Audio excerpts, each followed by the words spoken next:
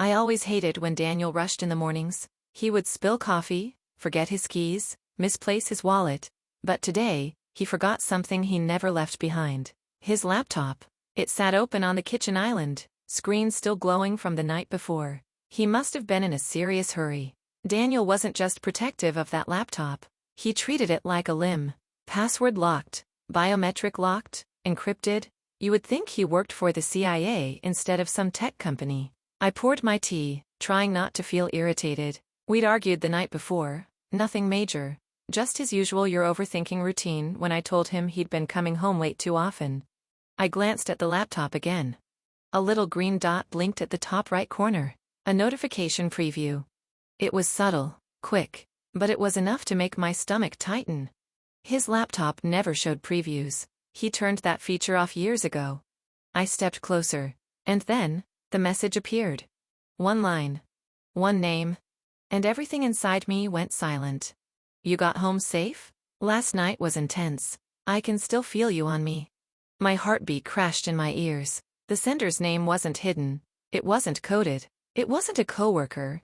It was Mila, his ex. The woman he swore he hadn't spoken to in 5 years. I didn't breathe. It felt like someone had slammed a fist straight through my chest, grabbed my ribs, and twisted. This wasn't suspicion anymore. This was evidence. Undeniable. Raw. Violent. And yet, something felt off. The message timestamp didn't match. Her name was spelled differently. And why would she send something this reckless to his work device? My hands shook as another notification blinked on the screen. A second message. Delete our chat. She cannot see this. My vision tunneled. This wasn't just cheating. This was coordination. This was a secret. And maybe, much worse. The house was too quiet. That kind of quiet that feels wrong. Like the air itself is holding its breath. I carried the laundry basket into the bedroom. His shirt still smelled like his cologne, and placed it on the bed. That's when I saw it. His laptop. Wide open. Still on. Still glowing.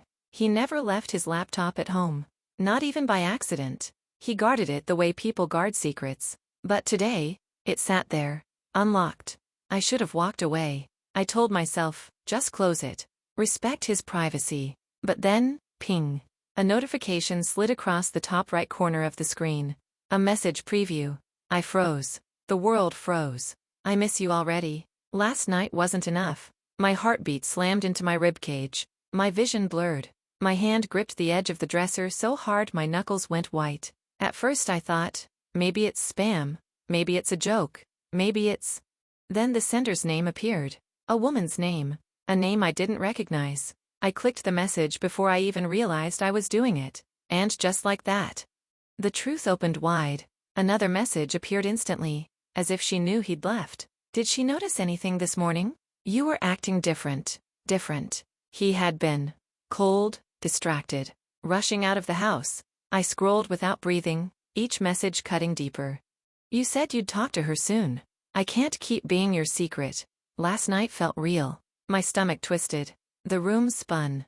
I sat on the edge of the bed, staring at his screen as tears slipped down my face. But then, at the very bottom of the thread, something appeared that changed everything.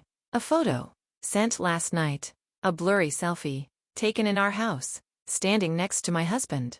But something in the background made my blood go cold.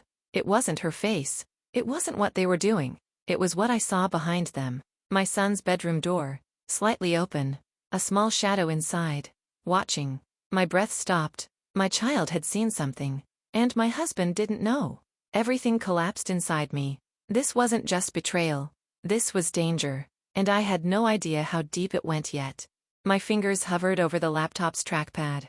Everything in me said stop. But the pain from the notification still echoed in my chest. Her name, the hearts, the giggles. So I clicked. His iMessage app opened instantly. At first, there was nothing. Just a list of familiar work contacts. Until I scrolled. My heart stuttered. Her name again. Saved as Ava, 2 hearts emoji. Not the Ava Collins I knew from his office. No surname. Just affection. The latest message was pinned at the top. Ava, 2 hearts emoji. Last night. I can still feel you. Same time tomorrow? I swear the room went silent. My breaths grew sharp, uneven. I clicked the thread. Messages loaded, hundreds of them, stretching back months. Photos, voice notes, late-night confessions, plans, laughing selfies. My husband wasn't just cheating, he was in love with her. My vision blurred as I scrolled through the dates. Messages sent while I was in the hospital recovering from the miscarriage, while I was planning our anniversary dinner, while he was in our bed. Every line felt like another knife. Then I reached one message that made my whole body freeze. Ava, 2 hearts emoji. Did you delete everything from the house? She can't find out. Not yet. The house? Delete what? Not yet? A cold shiver crawled up my spine. This wasn't just cheating. Something deeper was happening. Something dangerous. I shut the laptop, my hands trembling uncontrollably. Emma sat on the edge of the couch, laptop still open beside her, the glow of the screen flickering across her face. She pressed her hands together so tightly her knuckles whitened. Jacob walked in from the hallway, running a hand through his hair like he always did when he was hiding something. "You're home early," he said, voice too casual. Emma swallowed hard. "Don't show your fear. Don't show your anger." She forced a small smile. "Yeah, I wasn't feeling well." Jacob nodded, kicked off his shoes, and walked toward the kitchen like nothing was wrong. Like her entire world hadn't just been set on fire. As he reached for a glass in the cabinet, Emma couldn't help staring at him, at the man she slept next to every night, the man who told her he loved her every morning. But now all she could see was the name on that screen. Lena, his assistant. Jacob turned, leaning on the counter. "You okay? You look pale." Emma's breath trembled. She wanted to scream. "Are you sleeping with her?" But instead, she whispered, "I'm fine." It was the biggest lie she had ever told. I had tried to ignore it, truly I had. But the notifications wouldn't stop. Each ping from his laptop felt like a tiny jab to my heart. At first, I convinced myself I was overreacting. Maybe it was nothing. Maybe it was a coworker or some silly misunderstanding. But my gut didn't lie. That gnawing feeling in my stomach told me otherwise. Then I started noticing patterns. He'd leave his laptop on the kitchen counter, screen facing down. He'd check his phone compulsively, eyes darting around like he was hiding something. And every time I asked a simple question, "Who was that message from?" he'd stiffen, answer vaguely, and walk away. The breaking point came one quiet afternoon. I was folding laundry, the sun streaming lazily through the blinds, when the familiar ping came again. My heart skipped. I glanced at the screen. The sender's name, Clara, kiss mark emoji, jumped out at me. My hands trembled. I couldn't stop myself. I leaned closer. The preview read, "I can't wait for tonight. Delete this before anyone sees." My pulse hammered in my ears. My fingers hovered over the trackpad, as if touching it might make the world right again. But something in me knew it wouldn't. My entire life, the marriage I'd believed was safe, suddenly felt fragile, teetering. I took a deep breath and tried to rationalize. Maybe it's nothing. Maybe I'm imagining things. But deep down, I knew better. That whisper in my mind, the one I'd been ignoring, now screamed, "Something is very wrong. He's hiding something, and you need to see it." I left the laundry half-folded and slowly, almost ritualistically, walked to his laptop. My palms were clammy, my breath shallow. I told myself, "I'm not snooping. I just need to know. I need peace of mind." The laptop sat there innocently, screen dark. I tapped it open, and the screen lit up like a flare in the dark. Notifications streamed down, one after another. Every single preview made my stomach churn. "Did you delete it? Meet me at the usual place tonight. Don't let anyone see this." Each message cut deeper. Each one confirmed my worst fear. A cold lump formed in my chest. Betrayal isn't loud. It isn't always explosive. Sometimes it's a tiny ping on a screen, a whisper in the back of your mind, the subtle shift of someone you trusted. I sank to the edge of the sofa, staring at the messages, unable to breathe, unable to speak. The person I had loved, trusted, planned a life with, had a secret world I hadn't known existed, and it was all right there in front of me, glaring like a neon sign. I felt anger, sorrow, and disbelief crash over me at the same time. Every rational thought fled. The quiet house suddenly seemed suffocating. Every picture on the wall, every shared memory, suddenly felt like a lie. And then the thought hit me, sharp and cold. How long has this been going on? And how much do I not know? After staring at the messages on his laptop for what felt like hours, I forced myself to step back. Maybe, just maybe, I was overreacting. Maybe it wasn't what I thought. I tried to replay the memories in my mind. Daniel was kind, thoughtful, always so protective. Could he really be capable of lying to me like this? My heart wanted to hold on to hope. Maybe it was a misunderstanding, a message meant for someone else. Maybe I was imagining it all. I took a deep breath and sat on the edge of the bed, letting the sunlight warm my face. I told myself, don't jump to conclusions. Don't act on anger. Wait, watch, observe. Every ping of the laptop made my pulse race. Every vibration in my phone tightened the knot in my stomach. But I kept telling myself, it's nothing. He loves me. I know him. I even tried to distract myself, tidying up the kitchen, folding laundry, scrolling through social media, anything to avoid thinking about Clara. But the nagging voice in my head refused to be silenced. It whispered, you saw the messages. You know something's off. Don't fool yourself. By evening, Daniel returned home.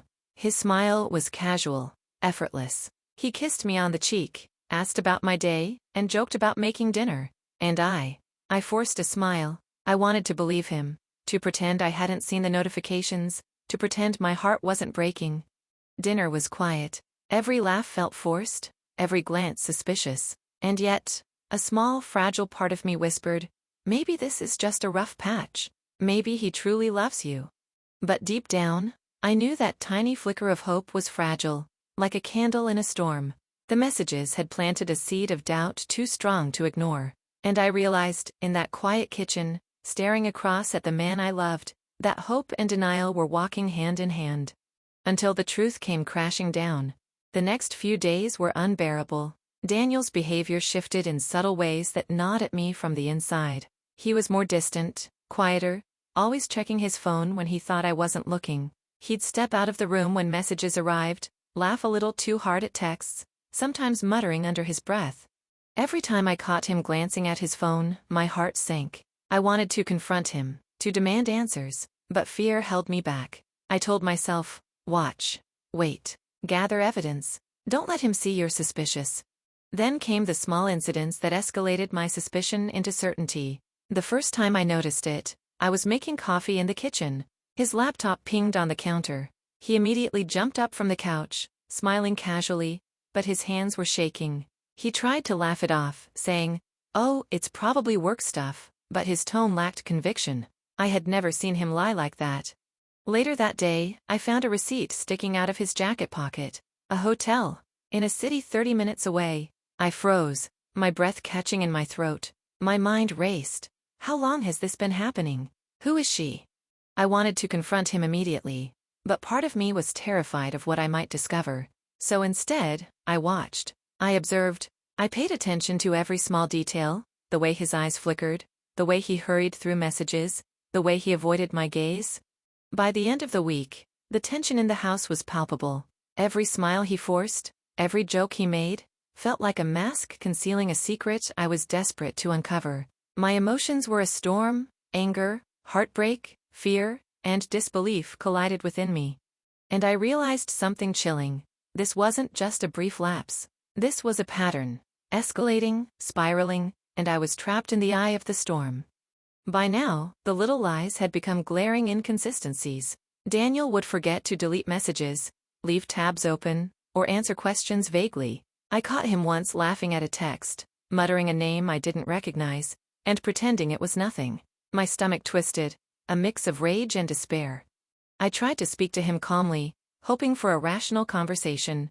Daniel, can we talk about your messages? I asked softly. He froze, forced a chuckle, and said, what messages? I held up his laptop, screen glowing with notifications he forgot to close. He smiled awkwardly. Oh, just work stuff. Work stuff? At 10 p.m.? On a Friday? I felt the humiliation burn, not just because of his lying, but because he thought he could hide it so easily, so disrespectfully. It was subtle, small, but it stung. My trust had been shattered, and each attempt to confront him was met with evasion and mockery. The humiliation escalated when I discovered something I wasn't prepared for. One evening, while Daniel thought I was asleep, his laptop pinged again. Curiosity and fear collided in my chest. I opened it slowly, expecting more messages, but instead, I saw photos. Photos of him and Clara. Intimate photos, stolen moments captured like trophies. My hands trembled, my vision blurred. I felt sick, angry, and humiliated all at once. I sat there, frozen, thinking about every conversation, every moment of trust, every laugh, every kiss. Were they all lies? The betrayal wasn't just emotional anymore, it was tangible, undeniable. I wanted to scream, to throw the laptop, to demand answers. Instead, I felt trapped in the weight of the revelation. He hadn't just lied, he had lived a secret life, and I had been blind. Everything had been escalating, but I knew I needed proof, something concrete. I started paying attention to patterns. The hotel receipts, the late-night messages, the hidden photos, all breadcrumbs leading to Clara. One morning, Daniel left the house in a hurry, forgetting his bag. I found a half-written email addressed to Clara. My hands shook as I read it. I can't wait to see you tonight. Delete this before anyone notices. I love you. My chest tightened. Proof. Solid, undeniable proof. And yet, there was a moment of hesitation. Do I confront him now? Do I wait? Gather more? My fear clashed with my desire for justice. I decided to wait, biding my time, watching.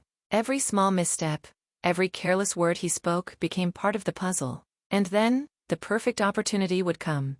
It was only a matter of time before his arrogance and carelessness would expose him completely. The day came when his carelessness finally gave him away. Daniel had left his laptop open again, this time on the living room table, and I couldn't resist. Not out of malice, but necessity. I needed to know the full truth. I opened it, and there it was. A string of messages, a trail connecting Clara, secret hotel stays, and excuses Daniel had been giving for months. He had been sloppy, leaving the digital footprints behind, thinking I wouldn't notice. And then, a notification popped up mid-scroll. See you tonight, my love, kissing face emoji. That was the moment my world changed. His secret life wasn't just hidden, it was blatantly obvious. I felt a mixture of rage, heartbreak, and vindication. He had underestimated me. He had assumed I would never see the truth. But the evidence was here, clear as day. I leaned back, taking deep, steadying breaths. My next steps had to be deliberate. Every move now would set the stage for justice, and perhaps revenge. With proof in hand, I didn't confront him immediately. I had to plan. I had to watch. I needed to see how far his arrogance would go. That evening, he called, saying he'd stay late at work. I knew better. I followed him discreetly, keeping my distance. My heart raced. Every step he took, every glance around, felt like a ticking clock counting down to the moment of reckoning. He parked at a hotel downtown, the same one from the receipt. Clara emerged from the lobby, smiling, unaware that someone was watching. My chest tightened. This wasn't just betrayal anymore. It was humiliation in living color. I stepped back into the shadows, hiding my presence, heart pounding, mind spinning. The suspense was unbearable. I felt like I could explode, but I stayed silent. Every second he spent with her confirmed everything I had feared. By the time he returned home, I knew the confrontation had to happen soon. The suspense was unbearable, the emotional weight almost too much to bear. But the universe had finally aligned. I had the proof, I had the timing, and his arrogance had led him right into my hands. Back home, I confronted him, not screaming, not begging, just calm, cold, deliberate. Daniel, I said, holding his laptop, I know everything. He froze. His eyes widened. What? What do you mean? I placed the laptop on the table, letting the screen glow between us. Every message, every photo, every careless word he had left open was displayed like evidence in a courtroom. His mouth opened, closed, opened again. Words failed him. I could see panic creeping in. The arrogance, the confidence he had worn like armor, was cracking. I saw the hotel receipt, the messages, the photos, every lie, I said quietly, letting each word land with precision. Explain yourself. He stammered, trying to cover, trying to deny, but his eyes betrayed him. I realized then that confrontation wasn't just about words, it was about seeing him crumble under the weight of his own deceit. Daniel's panic escalated as he tried to deny everything. It's not what you think, he stammered. I swear it's just nothing. But the laptop didn't lie. The photos, messages, and hotel receipts glared back at him like a jury ready to convict. His confidence, once a shield, shattered in an instant. I could feel the tension in the room. The air was thick with betrayal and disbelief. Every defensive gesture he made only confirmed his guilt. He stumbled over words, trying to explain, trying to convince me it was innocent. But I wasn't listening. I only needed to watch him unravel. Then, with deliberate calm, I leaned closer and said, "Do you realize how much you've destroyed, Daniel? How much trust you've burned?" He tried to speak, but his voice faltered. I realized, in that moment, that confrontation wasn't about me yelling or pleading, it was about letting the weight of truth crush him. After letting him flounder under the weight of his own guilt, I retreated to think. The pain and humiliation were sharp, but I couldn't act rashly. I needed precision. I needed to ensure that every lie, every betrayal, would be met with perfect consequences. I made a mental list. His lies. The hidden messages. The secret hotel stays. Clara. Every detail counted. This wasn't just about anger, it was about justice. I watched him stumble through his evening, guilt evident in his every movement, and I knew I had time. Time to plan, time to expose, time to reclaim what he had tried to steal from me, my dignity and peace. By the next morning, I had a clear plan. The revenge wouldn't be cruel for cruelty's sake. It would be measured, deliberate, and satisfying. The next morning, I set my plan in motion. First, I exposed the messages and photos to people he trusted most, his closest friends, his family. The shock on their faces was immediate. Whispers turned to judgment, and judgment turned to confrontation. He tried to explain, but the words fell flat. Every friend, every relative, could see the truth I had been burdened with for months. His arrogance, his careful planning, his deception, all laid bare. And in that moment, I felt a surge of power. Not cruelty, not vengeance for the sake of it, but justice served with clarity and precision. The humiliation he had inflicted on me was now mirrored back at him, multiplied. He sat there, stunned, realizing that every lie had consequences, and I finally felt a fraction of the relief I had been craving for so long. By now, Daniel's life was unraveling. I had exposed him to friends, family, and even colleagues who had once admired him. Each reaction was a nail in the coffin of his arrogance. But I didn't stop there. I made sure Clara received a message too, polite, calm, and direct. She saw the evidence and understood that our secret had been uncovered. The humiliation was complete, but precise. Daniel tried to apologize, to justify, to plead, but no one listened. His charm, once his shield, was gone. Every insult he had ever hurled at me, every lie he had told, was now reflected back in full clarity. I watched silently as his life began to crumble. Emails unanswered, calls ignored, friendships strained. The arrogance that had made him believe he was untouchable was gone. He had no one left to protect him. And in that moment, I felt the satisfaction of justice, not revenge for cruelty, but revenge for dignity. The house was quiet now. Daniel moved silently, avoiding eye contact, every step careful, as if the walls themselves were judging him. I felt a strange calm. The storm had passed, but the air was still thick with the aftermath. I reflected on everything, the deceit, the lies, the hidden life he had led. And yet, I didn't feel hatred. I felt clarity. I had reclaimed my power, my dignity, and my peace. The people around me now knew the truth. The lessons he had ignored were evident in the wreckage of his relationships. He had underestimated me, underestimated the consequences of betrayal. And as I walked through the house, a quiet strength filled me. I had survived. I had endured. And justice, slow but deliberate, had been served. Time passed, and the wounds began to heal. Daniel's life was forever changed. His arrogance, his lies, and his deceit had been exposed, leaving him with little to hold on to. I, on the other hand, had grown stronger. The betrayal had tested me, but I emerged wiser, calmer, and more confident. My trust in myself had returned. I no longer feared deception or manipulation because I had faced it head-on and survived. Life didn't return to normal, it became better. I learned to value my boundaries, my intuition, and my strength. I realized that betrayal could break hearts, but it could also forge resilience. In the end, the lesson was clear. Arrogance crumbles, deceit is exposed, but dignity and strength endure. The storm had passed, but its lessons lingered. I sat quietly in the living room, the laptop closed, the evidence put away. The house felt lighter, calmer, and somehow, full of possibility. I had survived deception, humiliation, and heartbreak. I had faced betrayal and turned it into strength.